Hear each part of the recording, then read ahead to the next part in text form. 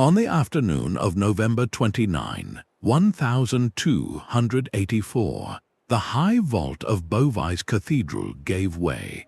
The stone ribs, the plaster infill, the whole soaring canopy that had been raised just 12 years before, all of it came down in seconds.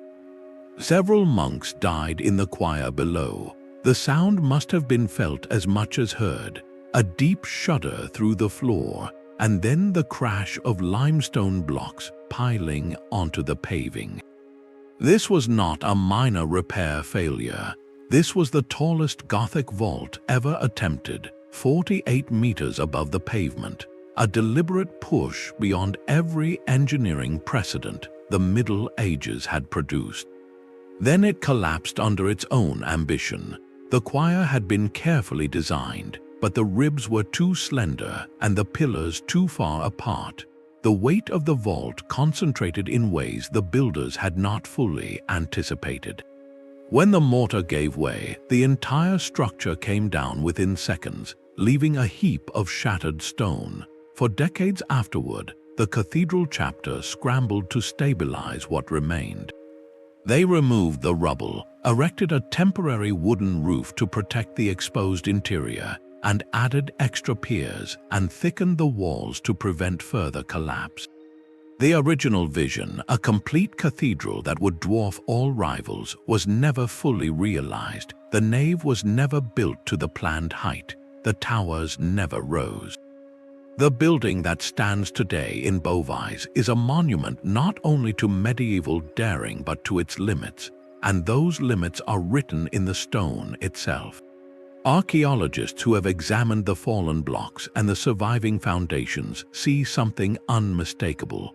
The vault ribs were too slender for the span they were meant to carry. The supporting pillars, though massive, were placed too far apart to distribute the immense lateral thrust. The design was a calculated gamble, and it lost. The builders of Beauvais were not careless or incompetent. They were pushing the known physics of stone construction to its absolute breaking point, and they knew the risk. Yet they took it anyway because the social and religious pressure to build the tallest, the highest, the most heavenly cathedral was stronger than the engineers' caution. In the 13th century, cathedral building was a competitive enterprise, and cities vied to outdo each other with taller naves and grander interiors. Beauvais was part of that race, and its chapter was determined to build the tallest cathedral in Christendom. They hired the best master masons and spent lavishly on stone from the best quarries. But the physics of stone construction had limits that even the most skilled masons could not overcome. That pattern, ambition driving construction beyond what could reasonably be sustained, shows up again and again across medieval Europe. Beauvais is only the most dramatic example, the one where the failure happened in plain sight. But across France, Italy, Germany, and beyond, hundreds of other grand projects were started and then halted, their half-finished walls left to weather, their great intentions buried under budget shortfalls, plagues, political upheavals, or simple exhaustion of the available stone and timber. The archaeological evidence for these unfinished megaprojects is surprisingly abundant once you know what to look for. Foundations that end abruptly with no walls above them. Trenches filled with rubble but never built upon. Quarry marks on blocks that never reached their intended positions. Tool marks on stone that show exactly where the mason stopped and never returned. In some places, the only sign is a sudden change in the quality of masonry, where finely dressed stone gives way to rough rubble. In others, the scaffolding holes remain empty. Each of these details is a frozen moment, a snapshot of the day the money ran out or the patron died or the war came through. These ruins are not just failures but records of medieval history captured in stone, revealing the true constraints of a civilization that aimed high but could not always finish what it started. Each ruin holds its own story of overreaching, of projects that began with grand ceremonies and ended with silent abandonment.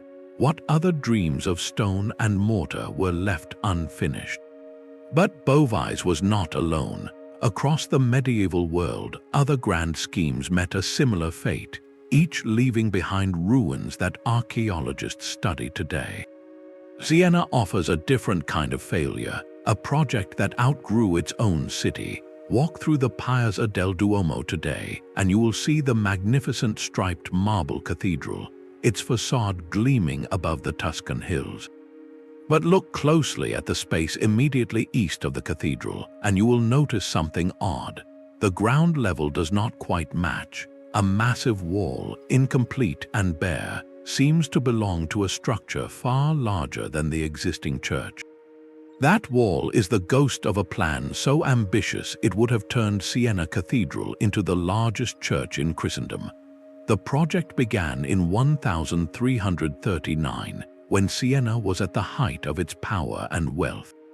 The city's bankers and merchants wanted a cathedral to rival Florence and outshine all rivals. Their plan was not simply to enlarge the existing building, but to completely reorient it. They would build a new nave at right angles to the old one, creating an enormous transept that would reduce the original cathedral to a side chapel. The new structure would have stretched across the hillside, swallowing entire city blocks. Archaeological excavations carried out between the 1960s and the 1990s have revealed exactly how far they got. Under the paving of the Piazza del Duomo, archaeologists have traced the foundation walls of this unrealized nave. The footings are massive, thick enough to support walls that would have risen over 40 meters. The foundations were dug deep into the bedrock, following a precise grid layout that shows meticulous planning. The intended nave would have been over 100 meters long, nearly twice the length of the existing church. But in the 1340s, the foundation trenches were only partially filled with cut stone.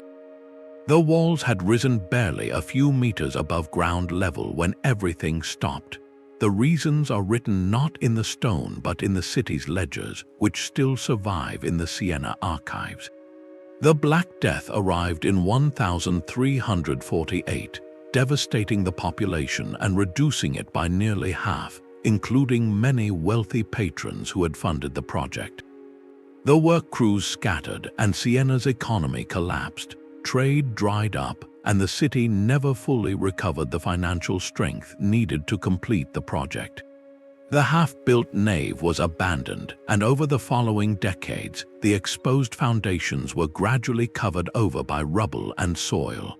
When later generations decided to finish the cathedral in a more modest form, they simply built over the abandoned footings, incorporating one surviving wall into a new baptistery. What the foundations reveal is not just a failure of nerve but a precise archaeological record of medieval ambition. The footings are perfectly level, aligned with astronomical precision. The stone blocks at the base are well dressed, indicating that the builders intended to raise the walls in a single continuous campaign, not in fits and starts. There are no signs of later reuse or robbing of the stone, which suggests the project was abandoned quickly and left untouched, a monument frozen in its very first stage. Geophysical surveys conducted in the 2000s have mapped the full extent of the hidden foundations, confirming that they extend exactly as the historical records described, a true ghost nave waiting beneath the piazza.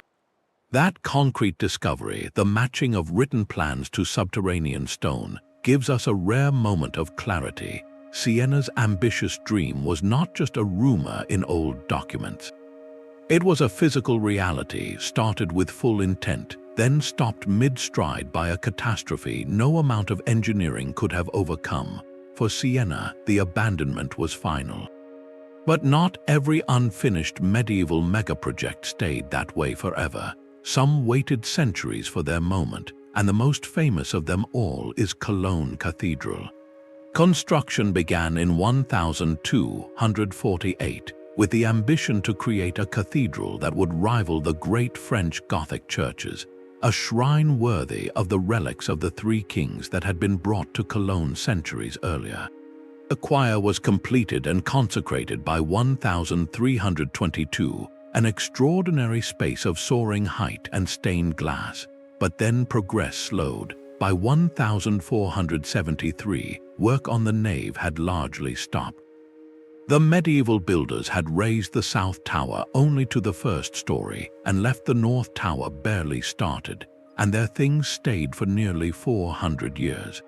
What the medieval builders left behind is an archaeological record of a project paused mid-breath. Excavations around the South Tower have revealed the original 13th century base with remarkable clarity. The stone blocks at the foundation level show precise tool marks, the kind used by medieval masons working with chisels and mallets. The unfinished sections of the walls have irregular stonework where the masons simply stopped, leaving the rough edges exposed to the weather. There is no evidence of a gradual winding down. The work seems to have halted rather abruptly, with full intention to resume at some later date. One of the most striking pieces of evidence is the giant wooden crane that still sits atop the South Tower. That crane, known as the Cologne Cathedral crane, is one of the oldest surviving building cranes in Europe. It remained in place for centuries, a silent witness to the unfinished project. The crane tells us that the medieval builders kept the possibility of completion open, even as the political and economic will faded. When the 19th century Romantic revival sparked new interest in finishing the cathedral, the builders faced a unique challenge. They had the original medieval design, a parchment plan that had been preserved in the cathedral archives, but they also had the physical evidence of the medieval work. And archaeology played a crucial role in distinguishing the old from the new. The medieval stone is a distinct color, a warm yellowish brown from local quarries, while the 19th century additions are slightly different in tone. The medieval tool marks are finer and more varied, reflecting hand methods, whereas the later work shows the uniformity of industrial saws. The medieval foundations themselves are a time capsule. They show that the original plan was followed with remarkable fidelity, even after 4 centuries of interruption. The footings are perfectly aligned, the walls precisely set to the same geometry as the later completion. When the modern builders dug for new foundations, they found the original 13th century base still intact and structurally sound. They simply built upon it. That changes the perspective on what a pause in construction really means. Cologne Cathedral was not abandoned. It was preserved, a frozen ambition that later generations could pick up and finish. The archaeological evidence shows that the medieval builders did not fail. They laid a foundation so solid that it could support a cathedral completed in a very different world. The crane on the tower, the tool marks in the stone, the matched masonry, all of it tells us that the medieval craftsmen knew exactly what they were doing. And their work, left unfinished, was still good enough to be the starting point for a project 4 centuries later. But not every incomplete medieval structure waited patiently for 4 centuries. Some were abandoned mid-build, with stone cutters leaving their tools behind, and towers rising only to the height of a man's chest. These were the fortresses that never saw a siege because they were never finished. And the archaeological evidence from these abandoned defenses tells a very different story from the preserved foundations of Cologne. Here, the story is about sudden stops, shifting priorities, and the brutal economics of medieval warfare. Take Caerphilly Castle in South Wales. It is one of the largest medieval fortifications in Britain, a sprawling concentric design of massive curtain walls and water defenses. But on its eastern side, several towers stop at roofless, blocky stumps. They were never carried up to their intended height. The fighting platforms, the arrow loops, the machicolations for pouring hot oil are simply not there. What you see is the bare masonry core, the rough stonework that would have been faced with dressed ashlar. Archaeological surveys of these incomplete towers show the construction sequence frozen in time. The rubble infill was thrown in, the outer skin was started, and then work ceased. The builders did not gradually slow down. They stopped abruptly, leaving the scaffolding holes empty and the unfinished stonework exposed to the weather. The reason is written in the politics of the late 13th century. Caerphilly was begun by Gilbert de Clare, a powerful marcher lord who needed a stronghold to control the recently conquered Welsh lands. But the Welsh rebellion under Llewellyn ap Griffith forced him to divert resources to campaigning. By the time the rebellion was crushed, Gilbert's attention had shifted elsewhere, and the castle's expansion was never resumed. The incomplete towers are a direct archaeological signature of a change in strategic priority. The castle was defensible enough as it stood, so the expensive finishing work was deferred until it became permanent.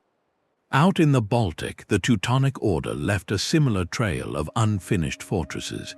The order built a chain of brick castles across Prussia and Livonia, but not all were completed. At the castle of Lochstedt, excavations revealed that the outer ward's curtain wall was only raised to about half its intended height. The foundations are there, and the lower courses are solid, but the upper sections simply do not exist. The reason was a shift from crusading conquest to territorial administration. As the order's priorities changed from securing new land to managing what they already held, they stopped building new fortifications and instead reinforced existing ones. The unfinished walls at Lochstedt are a snapshot of that transition. They show that even a highly organized military state had to make choices. The practical consequence is that these incomplete fortresses give us a rare window into medieval military decision-making. A completed castle is a finished product, polished and adapted over generations, but an unfinished one preserves the original plan, the moment when the patron ran out of money, time, or will. You can see which parts were deemed essential and got built first, and which parts were left for a later that never came. The missing towers at Caerphilly tell you that the defensive ring was considered good enough, but the prestige elements were optional. The low walls at Lochstedt tell you that the order was more interested in having a presence than in building an impregnable stronghold. These incomplete fortresses are not failures of engineering. They are failures of continuity, and they remind us that even in an age obsessed with defense, the most carefully laid plans could be undone by a change in fortune or a shift in the political wind. The builder's ambition extended beyond single structures to entire towns. These planned settlements known as bastides were founded in the 13th and 14th centuries, mostly in what is now southwestern France and parts of England. Kings, local lords, and monasteries established them as centers of trade, defense, and colonization. They laid out regular street grids, marked off market squares, and started building houses, churches, and walls. Then, in many cases, they simply stopped. The archaeological evidence comes largely from above. Aerial photography reveals ghostly outlines of streets and foundation, trenches beneath fields, clear geometric patterns that contrast with the organic sprawl of a naturally grown village. One of the best-studied examples is the Bastide of Montpazier in the Dordogne, founded in 1284 by an English seneschal as part of a coordinated effort to secure the region. The plan was textbook: a central market square with covered arcades, a grid of straight streets and plots for about 300 families, but the settlers never came in the numbers expected. Excavations show that many plots were marked out but never built upon. The stone foundations stop abruptly, as if the builders walked away mid-season. Why did these planned towns fail? Some bastides were placed in areas too remote. The intended settlers, often peasants lured by promises of land and freedoms, found poor soil, no trade routes, or a lord unable to provide lasting security. War was another factor. The 100 Years' War destabilized many new foundations, making them targets rather than refuges. Economic failure was perhaps most common. A planned town needs a sustainable population. If the initial settlers drift away, the whole project collapses. The market square, intended as a bustling center, remains an empty field defined only by the ghost of its arcades. What these abandoned bastards reveal is the gap between ambition and reality. Medieval lords and kings could imagine entire cities, draw up plans, and even lay foundations, but they could not force people to stay. Ground surveys of sites like Montagut or the abandoned bastide of Villeneuve-sur-Lot show the founders' enthusiasm: straight streets, regular plots, a sense of order, and then the hollowness, the absence of domestic waste, the lack of hearths, the empty church foundations where a community was supposed to pray. These are settlements that never really lived. The failure at Beauvais was not about empty streets or absent settlers. It was about the stones themselves. When the vault collapsed in 1284, the choir became a forensic site, and the investigators were archaeologists who have spent centuries reading the evidence written into the fallen masonry. The fallen blocks tell a clear story. The ashlar was thin, barely 40 centimeters thick, and made from a poor quality limestone that spalled under compression. You can still see the original tool marks on the surviving fragments, a record of how the stone was dressed, and you can follow the cracks as they radiated outward from the vault's apex. The blocks were not uniformly cut. Some were so uneven that the mortar joints had to be widened to compensate, a sign that the builders were working fast and not checking their materials carefully. Those uneven joints created weak points where stress concentrated. The limestone itself was the problem. It came from a local quarry that could not match the durable stone used at Chartres or Amiens. Under the constant load of the vault, it began to crumble from the inside out, a process called spalling that gradually reduced the effective thickness of the blocks. But the most damning evidence lay in the foundations. Excavations around the choir's outer walls revealed that the footings were barely 3 meters deep, set into loose, waterlogged soil. The choir rose to a height of 48 meters, the tallest vault ever attempted. The lateral thrust from such a height is enormous, pushing outward and trying to spread the pillars apart. At Chartres, the foundations are twice as deep and set into solid chalk, giving the pillars a stable base to resist that outward force. At Beauvais, the shallow footings in wet ground could not anchor the pillars. The result was a slow, creeping failure. The pillars began to lean outward by small increments, and the voussoirs of the vault shifted with them. The vault's crown, where the keystones locked everything together, experienced stresses it was never designed to handle.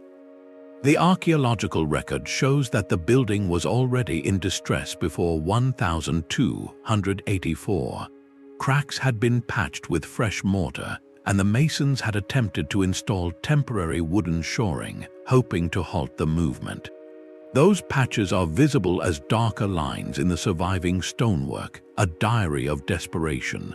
The collapse itself was probably sudden, a single cataclysmic moment when the keystones gave way. But the fallen stones preserve a vivid snapshot of that instant. Scorch marks from the candles on the altar below are still visible on some blocks. The fire that followed the collapse melted the lead roof, and archaeologists found droplets of lead fused to the broken blocks. It is a frozen moment of failure. After the collapse, the masons rebuilt, but they did not simply repeat the same design. They added a second set of buttresses on the outside, thickening the stone supports to counter the thrust. More tellingly, they inserted heavy iron tie rods through the upper walls, running from one side of the choir to the other. Those tie rods, discovered during 19th century restoration, are a technological confession. They say, "We know the thrust is still there, and we are trying to contain it." The iron chains created a tension system that the original Gothic design had not accounted for, a metaphysical bandage that held the choir together. Even so, the structure never felt safe. Over the following centuries, more iron was added, more buttresses, more reinforcing. the structure that stands today is a scaffold of later additions, a medieval building held together by post-medieval engineering. The original vault was replaced with a lighter timber roof, and the walls were tied with chains at multiple levels. In the 16th century, the builders even attempted to add a central tower, but that added weight caused further instability, and the tower was eventually removed. The choir at Beauvais has never stopped being a repair project. Modern computer modeling has confirmed what the archaeologists suspected. When you simulate the original vault's geometry and apply the weight of the stone, the wind loads, and the lateral thrust, the model fails at exactly the same point where the actual collapse occurred. The vault was simply too thin and too wide for the height. The ratio of height to span pushed the limits of what stone could bear, and the shallow foundations could not anchor the structure against the outward thrust. That is the concrete discovery that the archaeology at Beauvais delivers. It is not a mystery any longer. We know why the vault fell. The stones tell us, the foundations tell us, and the later reinforcements tell us that the medieval builders themselves knew they had overreached. The choir at Beauvais is not just a monument to ambition. It is a monument to the limits of medieval science, a warning written in broken stone that still stands, stabilized by centuries of retrofits. Of course, not all unfinished projects collapsed. Many simply stopped when the money ran out. The more common reason medieval megaprojects never reached completion is far less dramatic and far more mundane. The money simply ran out. Archaeology reads that story in the ground as clearly as it reads structural failure in fallen stone. When a construction project suddenly loses its funding, the workforce disperses, tools are left behind, unfinished blocks remain stacked in the quarry. And sometimes a purse of coins is dropped or hidden and never retrieved, a small personal casualty of a larger economic collapse. Excavations at several cathedral sites have turned up such coin hoards, corroded together in the earth, a silent record of the moment when wages stopped coming. At Siena, the connection is especially stark. Archaeological surveys of the unfinished new cathedral show that work halted abruptly in the mid-14th century. The coin evidence tells a more precise story. In the foundation trenches and layers of construction debris, the number of coins dropped or discarded in the working areas fell off sharply after 1348, the year the Black Death arrived in Tuscany. The plague did not just thin the workforce, it devastated the city's financial base.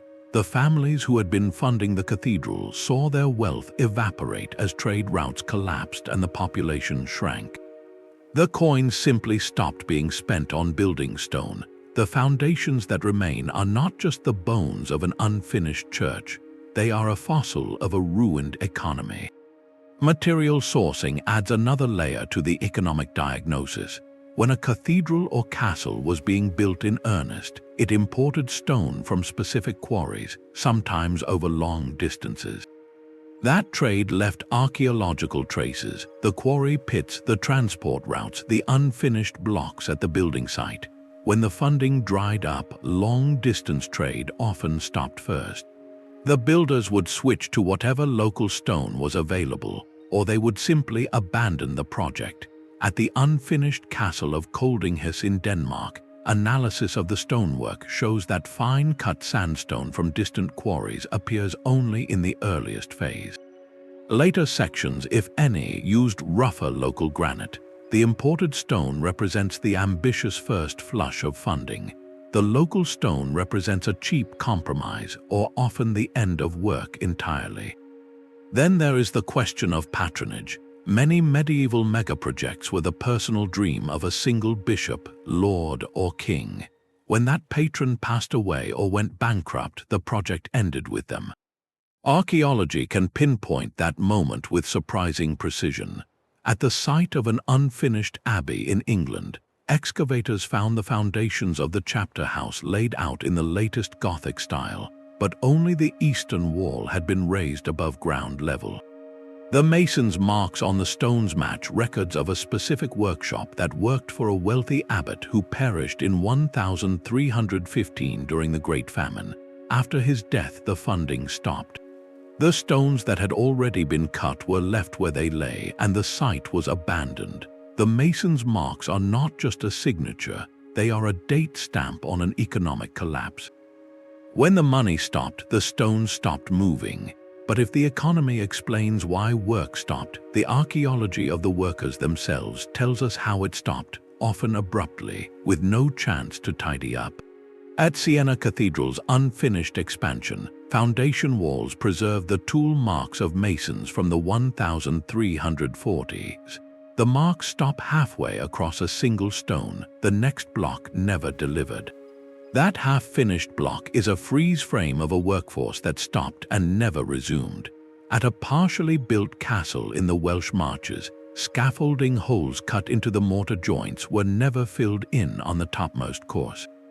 The masons had finished that section and were about to move the scaffolding up, but the order never came.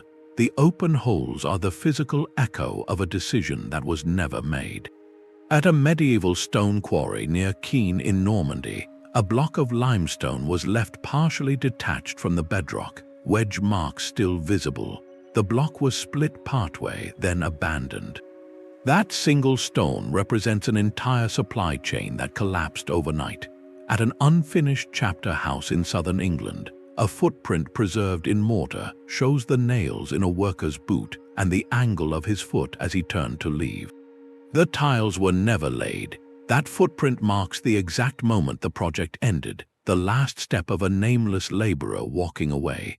At Cologne Cathedral, masons' marks on stones carved but never lifted into place bear a small cross scratched by one mason, perhaps a prayer that the work would continue.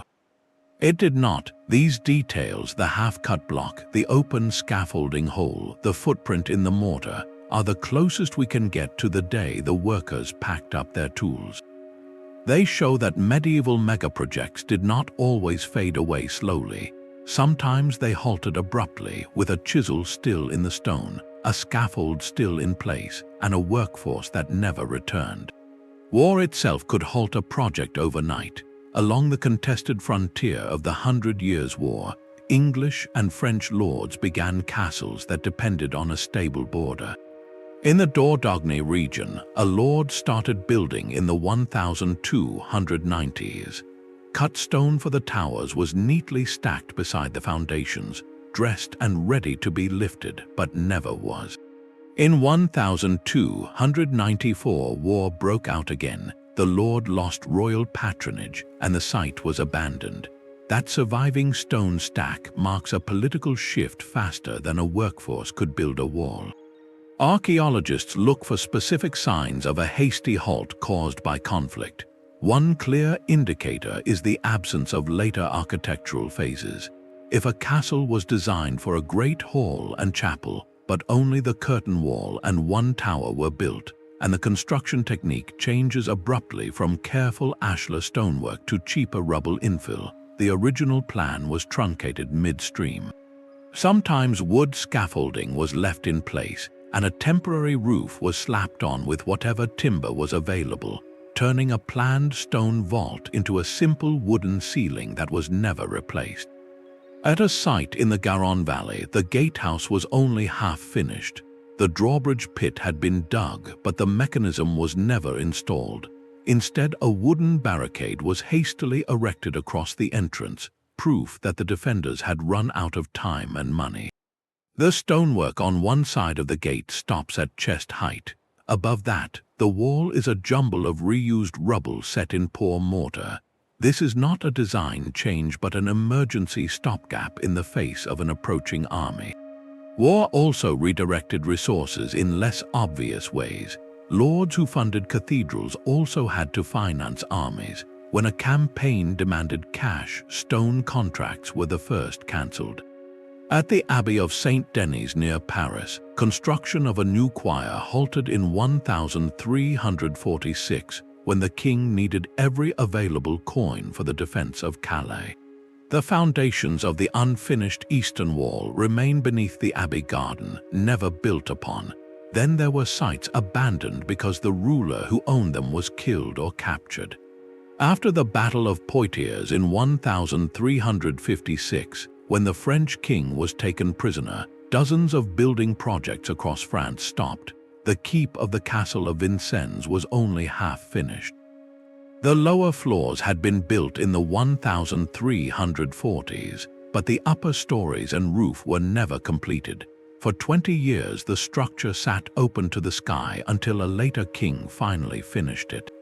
The break in the stone masonry, where one workforce left off and another took over 2 generations later, is visible to this day. Half-built castles became liabilities, leaving entire regions vulnerable as incomplete fortifications could be bypassed or taken with minimal effort, exposing dependent villages and opening counties to invasion. As powerful as politics were, perhaps nothing changed the landscape of unfinished projects as much as the Reformation. The Reformation did not merely slow church construction. It brought whole categories of building to an abrupt halt. In England, Scotland, and parts of the continent, monasteries and cathedral chapters that had accumulated funds and plans for generations were suddenly dissolved. Their assets seized, their communities scattered. The archaeological record makes that moment of abandonment startlingly clear. At a priory in the Midlands, excavations revealed foundations for a new choir meant to replace a cramped Romanesque east end. The walls had been raised only a few feet. Sculpted stone capitals lay unfinished in the mason's lodge. Floor tiles, specially ordered, were stacked in a corner, never laid.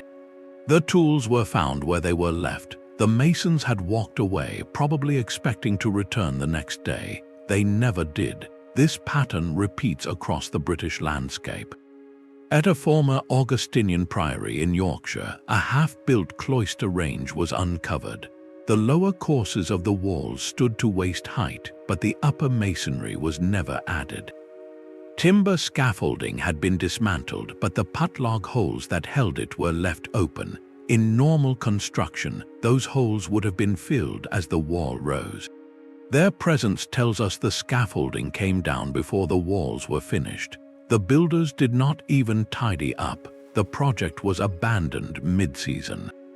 Beyond stones, coins have been found buried under unfinished floors. Money that monks hid, hoping to return when the storm passed. At a Scottish abbey, a small cache of silver coins was sealed beneath rubble. The latest coin dated to 1540, the year the abbey was dissolved. The mason who buried it never came back. The coins were never retrieved. That evidence gives a human dimension to the ideological shift. It was not just a change in doctrine. It was a sudden, disruptive end to centuries of building tradition. The Reformation did not only halt projects. It also repurposed them. Many monastic buildings became private houses or parish churches, but that meant abandoning original plans. At the former priory of St. Mary in another county, the early 16th century plan called for a new chapter house, library, and infirmary. Only the chapter house was started. Its walls stand just a few feet high, open to the sky. Later, a new owner built a stable block directly over the unfinished foundations, ignoring them completely. The medieval ambition was literally built over. The most significant change was the redirection of resources. Wealth that had poured into religious foundations now flowed to secular projects, royal palaces, fortified manor houses, estate farms. The era of great cathedral building was over. The money and labor that once raised vaults to the heavens now built comfortable homes for the gentry. After 1540, the scale of new church construction in England plummets, while the number of new manor houses rises sharply. The medieval mindset that saw a half-built cathedral as a worthy investment gave way to a more pragmatic approach. If a project could not be completed quickly, it was often not started at all. The Reformation was a turning point not just in religion but in the logic of megaprojects. It marks the end of the medieval era's most characteristic ambition: to build a single monumental structure that would take generations to finish. After the Reformation, unfinished church projects were not left to wait for better times. They were demolished, adapted, or forgotten. The ruins we see today, the half-built cloisters, the empty foundations, are not just remains of stone. They are the archaeological signature of an idea decisively interrupted. The world had changed and the builders never came back. The pattern of interrupted ambition played out in the secular sphere too. Royal palaces, princely halls, and noble residences were as vulnerable as cathedrals to forces that stopped construction mid-vault. When work halted, the archaeological record preserved the exact moment. Consider the palace of the kings of Majorca in Perpignan. Construction began in the late 13th century as a statement of power for a short-lived kingdom.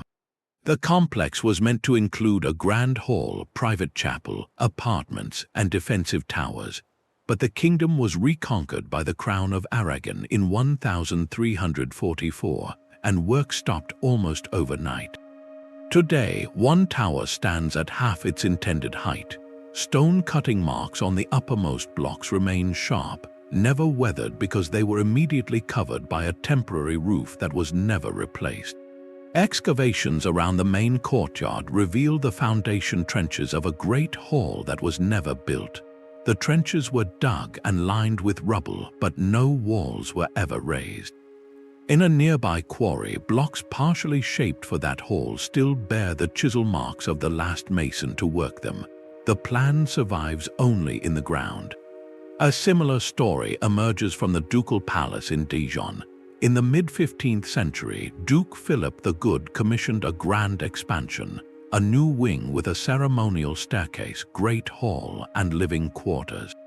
Foundations were laid and lower walls rose.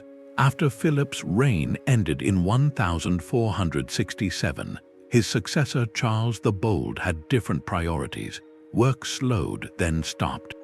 When the duchy fell to the French crown in 1477, the project was abandoned. 19th century excavations uncovered those same foundation walls running over 100 feet, with no trace of superstructure. The intended stone facings were never installed. The outline of the unfinished wing remains visible in the palace courtyard floor, a ghost of a building that exists only as a plan on parchment and a faint scar in the ground. These are not isolated cases. Across Europe, aerial photography and ground-penetrating radar have revealed footprints of planned secular buildings that never rose above the foundations. At royal sites in England, France, and Spain, surveyors find long rectilinear trenches that would have supported great halls and audience chambers. Stones were cut but never laid. Mortar pits were dug but never used. The entire construction process stopped at a single decisive moment, and archaeology captures that moment in the soil. How does an archaeologist look at buried stones and determine that a building was never finished rather than simply ruined? The answer comes from a toolkit that turns dirt and timber into evidence. Ground-penetrating radar sends pulses of energy into the soil and reads the echoes that bounce back from buried features. The result is a kind of subterranean photograph. At Siena, radar surveys in the 1990s mapped the entire footprint of the planned cathedral extension. The image showed a massive nave running perpendicular to the existing church, exactly as the medieval drawings had predicted. But the radar also revealed something the drawings could not. The foundations were consistently shallow. They had been dug to a uniform depth, and then work had stopped before the walls rose far above ground level. There were no signs of later collapse or robbing, just a clean, deliberate halt. That uniformity of depth is a hallmark of an unfinished project, a builder's outline that never became a building. Radar tells you where the foundations are. To understand when they were laid and when the work stopped, you need dendrochronology, the study of tree rings. Construction timbers, scaffolding planks, even the wooden pegs used to align stone blocks preserve a precise record of the year the tree was cut. At Cologne, cathedral archaeologists recovered wooden scaffolding beams that had been left in place when the medieval builders walked away. Cross-dating with regional tree ring sequences yielded exact felling dates in the 1470s that matched the historical records. Work effectively ceased around 1473. The wood had never rotted away because it had been buried under later debris, preserving a freeze frame of the final days of the medieval workforce. By contrast, a ruined building might contain timbers of many different dates repaired and replaced over centuries. An unfinished one contains timbers from a single narrow window of time. Mortar and stone analysis add another layer. Mortar changes its chemical composition as it cures and ages. Archaeologists use a technique called mortar dating, which measures the amount of carbon-14 absorbed from the atmosphere during the setting process. At several unfinished sites in France, mortar samples taken from the topmost surviving course of stone consistently date to a short interval, often less than a decade, suggesting that the entire upper section was laid in a single push and then abandoned. If the structure had been completed and later collapsed, you would expect mortar from multiple eras, repairs, patches, reinforcements. The absence of any later mortar is itself a powerful clue. Then there is the evidence that requires no laboratory at all: the condition of the stonework. On a truly unfinished wall, the uppermost course often shows a rough, unfinished top surface. The masons had shaped the front face and started on the next course, but they never got around to capping the wall with a finished coping stone. Those rough tops collect water and weather differently from the dressed stones below. At the Ducal Palace in Dijon, the foundation walls exposed in the courtyard show exactly this pattern. The stone on the top course is uneven, chisel marks still visible. There is no sign of a protective capping, no mortar bedding for a lost upper wall. It is a surface that was never meant to be seen. That is how you distinguish an unfinished building from a ruined one. A ruin wears its damage evenly broken by time, weather, and human reuse. An unfinished structure preserves the moment of abandonment as cleanly as a stopped clock. Building accounts and medieval sketches, when they survive, can confirm what the soil and stone suggest. At Siena, the cathedral administration kept detailed ledgers recording payments to masons, purchases of stone, and the wages of the workforce. The accounts stop abruptly in 1348, the year the Black Death arrived in the city. The archaeological evidence of the shallow foundations combined with the silent ledger tells a story that neither document alone could tell.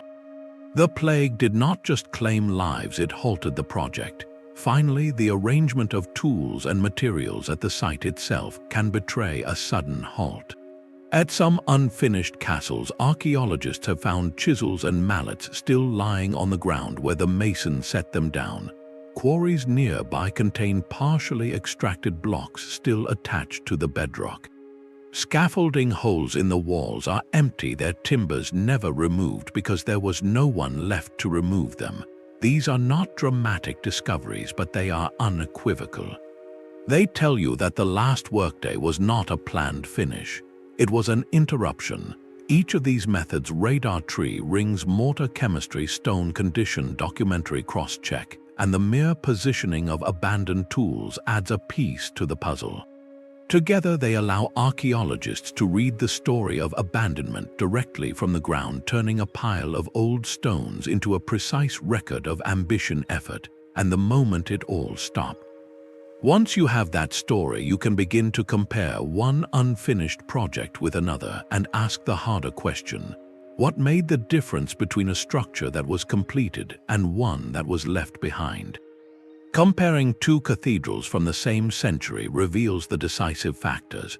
Chartres was completed around 1220 with a vault rising to about 120 feet. Beauvais aimed for 168 feet. Engineers modeled the collapse using excavated foundation measurements and found the choir piers were too slender and the foundation pads too shallow for the lateral forces at that height. Mortar analysis showed a higher sand content that weakened the joints. Charters used limestone from established quarries, thicker mortar beds, and massive double-flying buttresses that channel outward thrust safely into the ground. Beauvais' original buttresses were thinner and less capable. The limestone itself was brittle, poorly selected for the load, and the vault ribs were thinner than at Charters. When the choir partially collapsed in the late 13th century, the rebuilt section added extra supports, but the nave was never constructed. Charters worked within a proven formula. Beauvais pushed beyond what the materials and engineering could safely handle. Now compare Siena unfinished expansion with Florence Cathedral dome. Both cities were rivals in the early 14th century. Siena planned a new cathedral that would have been the largest in Christendom, extending the nave perpendicular to the existing church. Excavations have revealed a vast foundation layout with trenches dug, but never filled with masonry, leaving ghost outlines in the earth. Work stopped in 1348, and the foundations never rose above ground level. The financial records show the cathedral account simply stopped receiving payments after the Black Death. The city population dropped by half, and donations and bequests dried up. Florence began its own massive cathedral in 1296 and eventually completed the dome, the largest masonry dome since antiquity. What made the difference? Continuous patronage and civic commitment. Florence had a wealthy guild system that kept funding flowing even through plagues and political upheavals.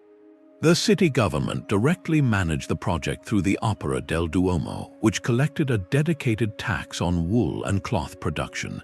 That tax provided a reliable income stream.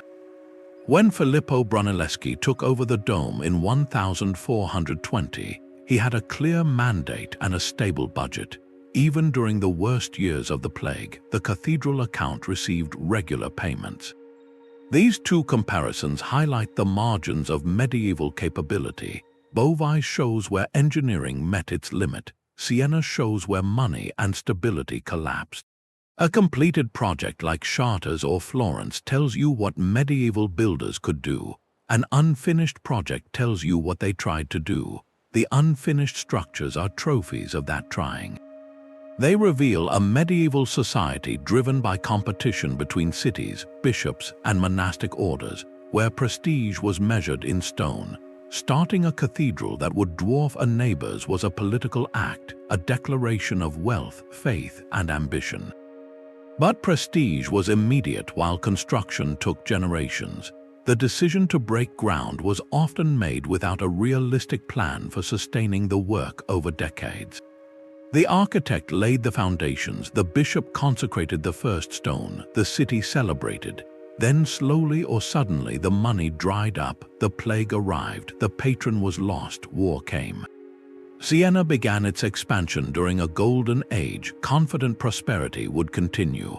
Beauvais pushed its vault to record height because its bishop was locked in a contest with other cathedrals. The Teutonic Order started massive castles in Prussia to project power over a conquered land. The founders of Bastides laid out entire towns hoping settlers would come. In nearly every case, initial ambition exceeded available resources over the full lifespan of the project. This was a society that measured its worth by the height of its spires and the length of its naves. To build less than a rival was to admit inferiority. So they built on credit, on faith, on the belief that future generations would carry the burden. And often they were right. Many cathedrals rose over centuries, adapting to changing fortunes, but some saw their luck run out. The unfinished ones are those where the gamble failed. That gap between ambition and capability is the most important thing these ruins reveal. Medieval builders lacked modern project management, long-term financial planning, and the ability to predict demographic collapse. They worked with seasonal labor, uncertain revenue, and technology that pushed the limits of material science. Starting a megaproject was a gamble, many lost. The unfinished structures are the evidence of those losses. marking the outer boundary of what was possible when variables did not align. Unlike Florence's steady funding through the Opera del Duomo, most projects relied on shifting patronage and uncertain tithes. One bishop's death, one trade downturn, one bad harvest, and the flow of stone stopped. The margin for error was razor thin, yet the willingness to start something that might never be finished also reflects resilience. These communities knew the risks. Past projects had failed, yet they poured resources into new ones generation after generation. They did not build only what they could guarantee to complete. They built what they dreamed. The incomplete choir at Beauvais, the ghost walls of Siena, the half-fought castles, the empty street grids of abandoned bastides, each is a record of ambition meeting reality. The same impulse drove pilgrims across the continent, funded crusades, built universities from nothing. It was a society operating on the edge of its own capacity, constantly testing its limits.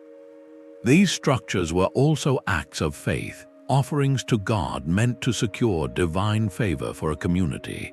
A half-built cathedral was still a testament to that devotion, a promise in stone that the community intended to keep. When you walk the surviving nave of a completed cathedral, you see the success. When you stand on the foundations of a nave that was never built, you see the attempt. And the attempt reveals more about the people who made it, their priorities, their optimism, their willingness to risk everything for something that would outlive them. These unfinished megaprojects are not footnotes. They are core evidence for understanding the real nature of medieval ambition. The plans drawn, the stones cut, the trenches dug, all frozen at the moment reality intervened. They are the clearest windows into what medieval people truly wanted and into the constraints that ultimately defined what they could achieve. An unfinished building is uniquely vulnerable. It was designed to be protected by its own completed shell, a roof over the nave, closure for the walls, proper drainage. When the builders stopped, none of that was in place. For centuries, exposed stonework has absorbed rain, frost, and biological growth in ways the architects never intended. The foundation trenches at Siena's failed expansion fill with water every winter. The ashlar blocks left on the ground at unfinished castles crumble faster than those built into standing walls. The moment construction ceased, the decay clock started ticking at a different speed. This raises an uncomfortable question for modern heritage managers. Do you leave these sites as they are, preserving the evidence of incompleteness, or do you intervene to stabilize or even complete what the medieval builders left behind? The two most famous answers sit at opposite ends of Europe.